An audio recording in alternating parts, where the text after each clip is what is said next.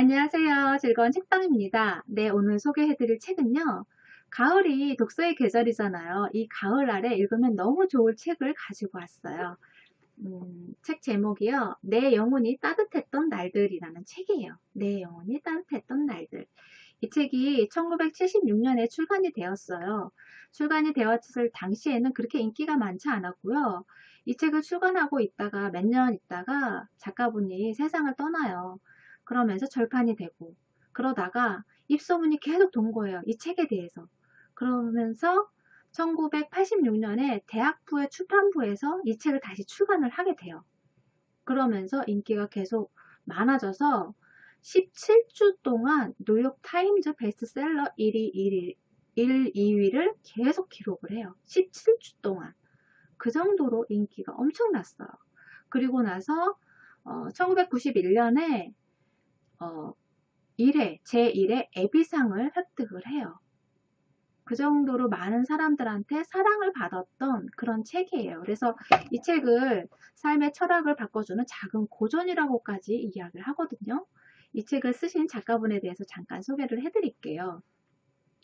포리스트 카터라는 분이신데 1925년에 미국에서 태어났어요. 그런데 이분은 체로키 인디안의 혈통을 일부 이어받은 그런 분이 돼요.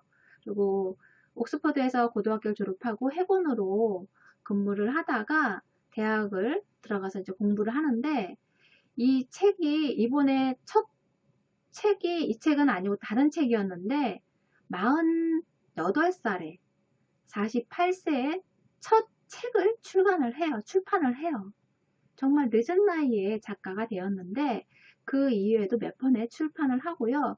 첫 출판작이 정말 영화로까지 제작이 되는 그런 일이 일어나요. 그리고 나서 몇 편의 책을 출간하고 그 다음에 세상을 떠나기 전에 이 책을 출판을 했어요. 내 영혼이 따뜻했던 날들. 근데 이 책은 약간 자전적 소설이라 할 수 있어요. 이분이 체로키 인디언의 혈통을 조금 이어받았다고 했잖아요.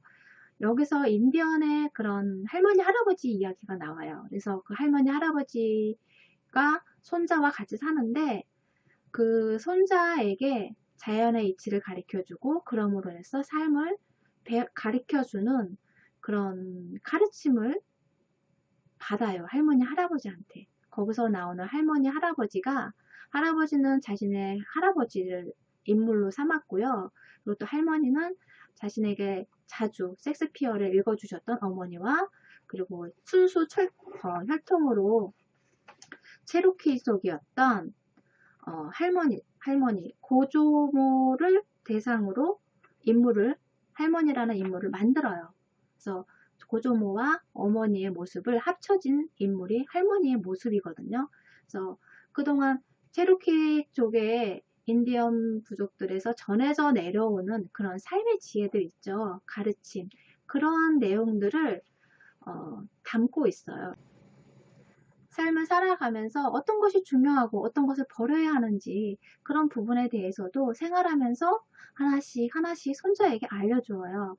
그리고 어디를 갔다가 올 때도 이제 할아버지가 먼저 어른이니까 보폭이 크잖아요. 그리고 손자는 아직 어리니까 5살이었으니까 아직 어리잖아요. 그러니까 보폭이 느리잖아요. 걸음도 천천히 걷게 되고 빠르지 못하고 그러기 때문에 어느 정도 가다가 기다려줘요. 할아버지가 기다려주고 그리고 또 어딜 갔다가 오더라도 손자가 무슨 짐이 있거나 그러면 우리는 보통 가서 이렇게 짐을 들어주거나 아니면은 달려가잖아요. 아이가 어디 갔다 오면 서로 가서 좀 더 빨리 마주 대하고 이렇게 뭐 반겨주고 하잖아요. 그런데 여기서 할머니 할아버지는 묵묵히 항상 그 자리에서 기다리고 계세요. 손자가 알아서 올 때까지 사소한 것이 들고 올 때도 있고 뭐 힘겹게 올 때도 있어요. 그런데 그럴 때마다 묵묵히 기다리고 있어요. 아무 말도 하지 않고. 그리고 그 앞에 왔을 때 안아줘요. 이 손자를.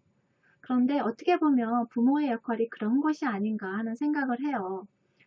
부모의 역할이라는 것이 대신해주고 무언가를 가서 이렇게 나가서 뭐 이렇게 도와주고 그런 부분도 필요하지만 어떻게 보면 알아서 이렇게 배워가고 하나씩 하나씩 사소한 거지만 하나씩 하나씩 배워가고 끝까지 해내고 그러한 것들도 참 중요하잖아요. 그런 것을 어떤 말을 해가서 힘내라 아니면 빨리 와라 뭐 그렇게 하는 것이 아니라 그냥 묵묵히 기다려주거든요. 그러니까 부모의 역할이 가끔씩 이렇게 생활하다 보면 인내심이 많이 필요할 때가 있어요. 그러면 이 책을 보면서 그런 내용들이 많이 나와요. 자주 등장을 해요. 묵묵히 기다려주는 그러한 장면들이 많아요. 어느 지점까지 올 때까지 기다려주고 손자가 왔을 때 두 팔을 뻗어서 안아주고 그리고 또 많이 힘들어하면 업어서 집 안으로 데려가고 그러한 장면들이 있어요. 그러면서 그런 장면들을 읽으면서 이것이 부모의 역할이라는 생각도 많이 들고 그리고 또 사랑이 정말 많이 묻어나는 그러한 글들도 많고 내용이 참 아름다우면서도 따뜻하고 포근하고 그리고 또 거기에 또 가르침도 있고 너무 좋은 책이에요. 그래서 읽으시면 참 좋을 것 같아요. 여기 책의 한 부분을 소개를 해드릴게요.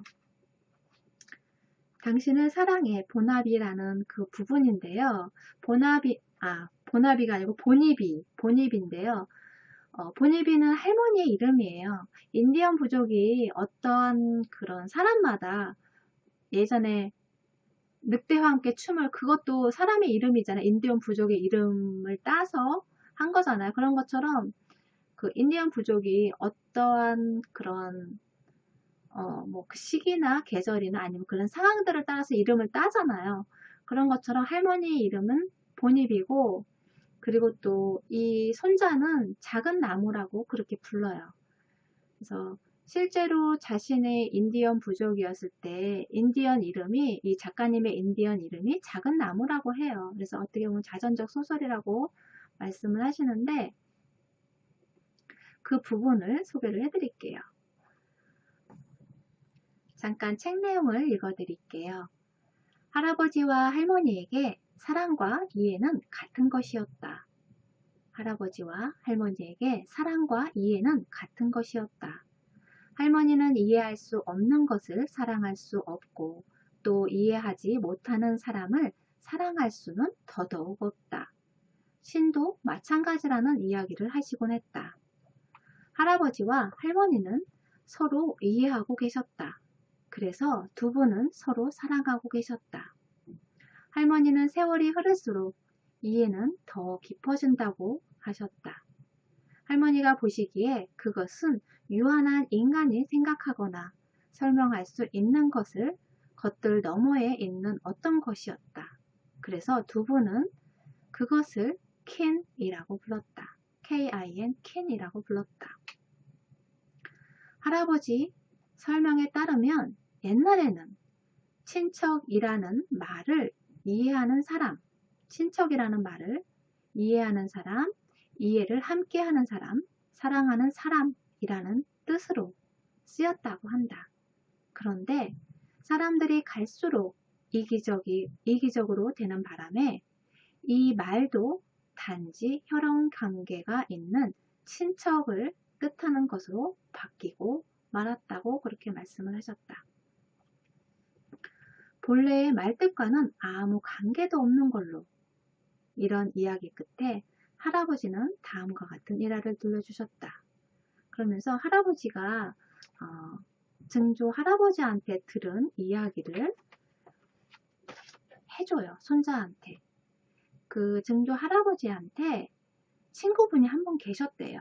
근데 그분이 어떤 분이셨냐면 이름이 뭐냐면 너구리 잭이라는 사람이에요. 별명이 너구리 잭이라는 사람인데 체로키족이었고 그런데 이분이 엄청 신통과 짜증을 많이 내는 분이신가 봐요.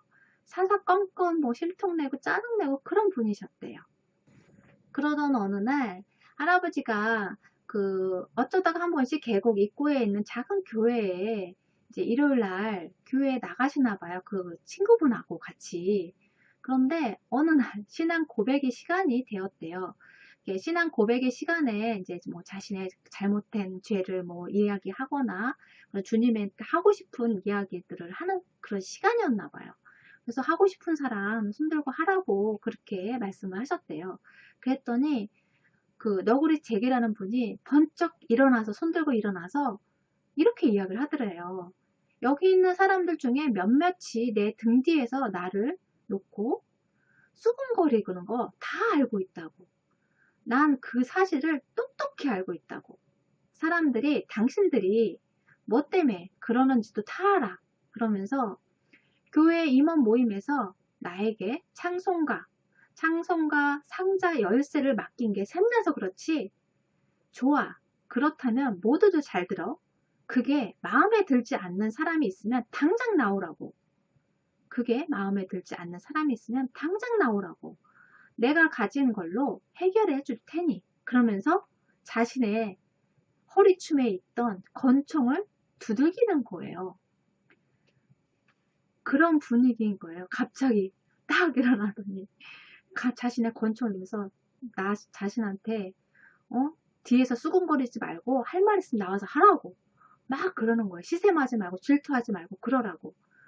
그렇게 흥분을 해서 막 발을 쿵쿵 구르면서 당장 나오라고 막 그렇게 이야기를 하는 거예요. 그러니까 다른 사람들 아무 말도 못하고 그냥 조용한 상태가 된 거죠. 그렇지만 힘이 약해서 그런 것이 아니라 그 사람의 권총이 있어서 그런 것이 아니라 몇몇 사람들은 그 사람보다 그 너구리 잭이라는 친구분보다 체격도 좋고 싸움도 더 잘하고 그런 사람들도 몇몇 있었다고 해요. 할아버지, 그 중에 증조 할아버지도 그런 분이셨고 그렇지만 아무도 나서지 않았다고 해요. 그러다가 증조 할아버지가 이분한테 이렇게 이야기를 했대요. 잭에게 자네가 찬송가 열쇠를 어찌나 잘 간수하는지 여기 있는 사람들 모두가 감탄하고 있어. 지금까지 책임을 맡은 사람들 중에서 자네가 제일이 돼. 행여 자네 기분이 거슬리는 이상한 소문이 떠도는 일이 있다면 내가 지금 이 자리에서 맹세하지만 여기 있는 사람들 모두가 슬퍼할 걸세. 그러면서 잭에게 이렇게 이야기를 했어요. 진심을 다해서. 그랬더니 잭이 이제 그 이야기를 들으니까 자신의 그런 책임감 있게 잘하는 그런 거에 대해서 칭찬을 하고 정말 그런 일이 사실이 아니라고 그렇게 맹세하겠다고 이야기를 해주고 하니까 자기 편이 되어준 거잖아요. 그런 거에 대해서 이제 마음을 진정을 시키고 자리에 이제 마음이 풀어져서 자리에 앉게 되었어요. 그러고 나니까 다른 사람들도 휴 하면서 안도의 한숨을 쉬게 된 거죠. 그러면서 집에 들어오는 길에 할아버지가 증조 할아버지한테 그렇게 물어봤죠. 너구리 잭이 왜 그 정도 일을 가지고 흥분하는지 도저히 이해를 못하겠다고. 뭐 그게 중요한 일도 아니잖아요. 성경책에 찬송가 열쇠를 가지고 있는 그것을 책임지고 있는 것이 그렇게 중요한 일도 아니고 사소한 거고 그런 거 가지고 이러쿵저러쿵 얘기하는 거 가지고 그렇게 촉을 들고 막 그럴 정도로 흥분해서 화내는 그런 일도 아닌데 왜 그런 건지 모르겠다고 그렇게 이야기하니까 할아버지가 잭에 대해서 이렇게 말씀을 하시더래요. 얘야, 너구리 잭을 비웃으면 안 된다. 너도 알다시피 체로키족이 고향에서 쫓겨나 오클라호마 주로 강제 이주 당할 때 너구리 잭은 혈기왕성한 젊은이였다. 잭은 산속으로 달아나 열심히 싸웠어. 그러는 동안에 남북전쟁이 터졌는데 잭은 이번에는 연방군을 물리치면 땅과 집을 되찾을 수 있을지도 모른다고 생각했어. 잭은 또다시 열심히 싸웠지. 그러나 결과는 둘 다 패배로 끝나고 말았어.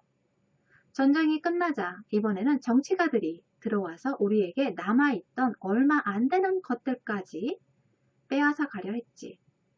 너구리 잭은 또 싸웠어.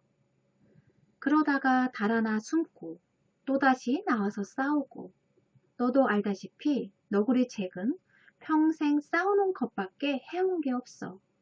이제 그놈이 갖고 있는 유일한 재산이 바로 그 찬송가 열쇠란 말이다. 내 보기에 너구리 잭이 심통을 부리는 것처럼 보였다면 그건 아마 이제 싸울 게 아무것도 남아있지 않아서일 거다. 잭은 그것밖에 할 줄 모르거든. 그러니까 여기서도 잠깐 나왔지만 인디언 부족이 백인들이 그 땅을 차지하기 위해서 인디언 부족들을 다 강제 이동을 시켰는데 1년 동안 강제 이동을 시켰어요. 그 과정도 여기 책 내용에 나오는데 너무너무 정말 사람이 참 잔인하다는 그런 생각을 들 정도로 그런 장면이 나와요. 그런데 그 당시에 많은 사람들이 이주하면서 마차로 이동하는 것이 아니라 정말 긴 거리를 정말 척박한 그런 황무지 같은 그런 땅으로 이주를 하게 억지로 만들어요. 총과 칼을 들고 와서 찾아와서 강제로 있는 것을 다 빼앗고 기름진 땅을 다 빼앗고 집도 빼앗고 다 빼앗고 이주를 시키는데요. 정말 1년 동안 이주를 시키면서 아프고 병나고 그런 사람들이 다 하나씩 하나씩 죽어가요. 많은 사람들이 죽어가고 그 죽어가는 사람들을 묻고 또 걸어가고 묻고 또 걸어가고 그러한 시간들을 보내는 그런 장면들도 나오거든요. 그러니까 그러면서 그 사람들과 싸우고 남북전쟁 때 연합군과 싸우고 또 정치관들이 찾아와서 그 있는 그것마저도 다 빼앗아 버리려고 하니까 또 싸우고 평생을 싸우면서 싸움밖에 할 것이 그러니까 할 수 있는 것이 싸움밖에 없었고 또 그 나름대로 정말 열심히 거기에 충실히 뺏기지 않으려고 그래서 지키려고 체로키족을 지키려는 그런 노력을 했던 거죠. 그런 친구가 이제 남은 것이라고는 그 열쇠밖에 없는 거예요. 자기가 해야 하는 일이 해야 할 몫이 그것밖에 남아있지 않기 때문에 그것을 지키려는 어떻게 보면 노력이죠. 이번에 노력. 그런 이야기를 해준 거예요. 할아버지가 거기 그 사람에 대한 삶에 대한 이야기를 해준 거죠. 그 사람이 그럴 수밖에 없었고 또 그런 행동을 하는 것에 대해서는 그 사람을 이해해야 하는 그 사람의 삶을 그런 과정들을 알아야 그 사람을 이해할 수 있잖아요. 그 사람이 왜 그런 행동을 하는지 이해하기가 쉽잖아요. 그래서 그런 이야기를 해준 거죠. 손자한테. 아니, 그러니까 아들한테. 증조 할아버지가 할아버지 아들한테 그렇게 이야기를 해준 거죠. 할아버지는 그 이야기를 듣고 너구리 잭이 너무 안 돼서 올 뻔했다고 하셨다. 그 다음부터 할아버지에게는 너구리 잭이 무슨 말을 하고 어떤 행동을 하는가가 중요하지 않았다. 할아버지는 그를 사랑하게 되었던 것이다. 그를 이해할 수 있었기 때문이다. 네, 그러시면서 할아버지가 이렇게 말씀을 하세요. 사람들 사이에 일어나는 분쟁의 대부분은 이것이 없기 때문에 이해하는 마음이 없기 때문에 일어난다고 그렇게 말씀을 하세요. 그래서 우리가 인간관계가 쉽지가 않은데 그런 어떤 사람을 볼 때 한 부분만을 보고 그 사람을 평가하는 것이 아니라 이럴 것이다 저럴 것이다 평가하는 것이 아니라 그 사람의 삶을 좀 들여다보고 한다면 관심을 기울인다면 그리고 또 이해하려고 노력을 한다면 좀 더 좋은 인간관계를 할 수 있고 또 인간관계가 좀 더 수월하게 느껴지지 않을까 싶어요. 네. 구독과 좋아요도 부탁드릴게요. 정말 마음이 따뜻해지는 그런 책인데요. 다음 시간에 한 번 더 소개를 해드릴게요. 다음 시간에 또 만나요.